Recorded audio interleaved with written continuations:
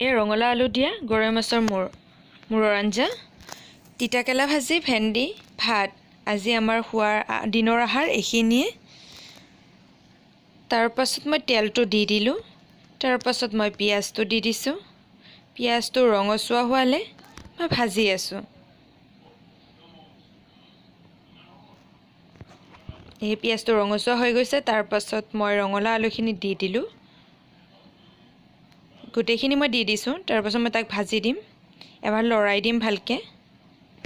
তাৰপিছত মই হালধি গুড়া দিলোঁ, সোৱাদ অনুযায়ী নিমখ দিলোঁ,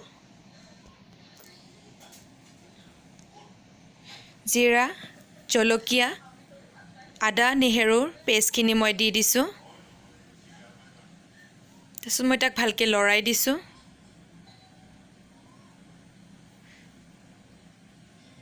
তাৰপিছত মই ঢাকনিখন লগাই গেছটো কম পৰিমাণে দি দিছোঁ, যিহেতু সিটো জহিব লাগিব। চাওক, এয়া জহি গৈছে অলৰেডি, কিন্তু তাক সিজা নাই। তাৰ লগত মই অলপমান তাক পানী দি কিনে সিজাব লাগিব। এয়া মই পানীখিনি ঢালি দিলোঁ, দি মই তাক ভালকৈ লৰাই দিম। ভালকৈ লৰাই দিলোঁ।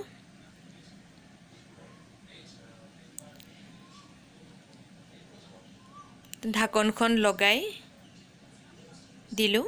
তাৰপিছত আকৌ এবাৰ খুলি কিনে মই চালোঁ যে মোৰ আঞ্জা ৰেডি হৈছে, কিন্তু মাছটো মই দিয়েই নাই, অলৰেডি দিমহে। কিন্তু তাৰে আগমুহূৰ্তত মই ৰঙালাও আলুখিনি এবাৰ, যিহেতু সিজি গৈছে, তাক পিটিকা কৰি দিছোঁ, কাৰণ সি যাতে গোটা হয়, আঞ্জাখন খাবলৈ বৰ সোৱাদ হয়। এই গৰৈ মাছৰ মূৰখিনি মই ঢালি দিলোঁ আঞ্জাতে। তাক মই ভালকৈ লৰাই দিম।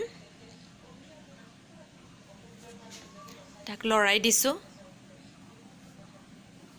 আমাৰ আজি এইখিনিয়ে খোৱা দুপৰীয়া আহাৰ, আমি আজি এইখিনিয়ে খাম।